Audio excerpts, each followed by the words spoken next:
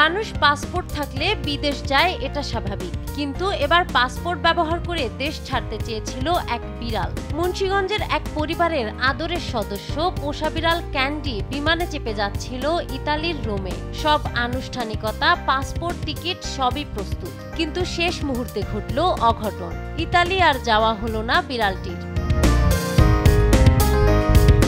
মুন্সিগঞ্জ শহরের মানিকপুর এলাকার রিক্তা বেগম 4 বছর আগে অনলাইনে কিনেছিলেন এই বিড়াল ছানাটি। এরপর থেকে সে হয়ে ওঠে পরিবারের এক অবিচ্ছেদ্য অংশ। খাওয়া দাওয়া, ঘুম, বেড়ানো সবকিছুতেই পরিবারের সঙ্গী। পরম আদর যত্নে বড় করা বিড়াল ছানা ক্যান্ডিকে ফেলে বিদেশ যাওয়া অসম্ভব মনে করেই পরিবার ঠিক করে ওকেও সঙ্গে নেওয়া হবে ইতালিতে। ক্যান্ডির জন্য তৈরি করা হয় পোষা প্রাণীর পাসপোর্ট, সরকারি অনুমতি, এমনকি কাতার এয়ারওয়েজের টিকিটও কাটা হয়।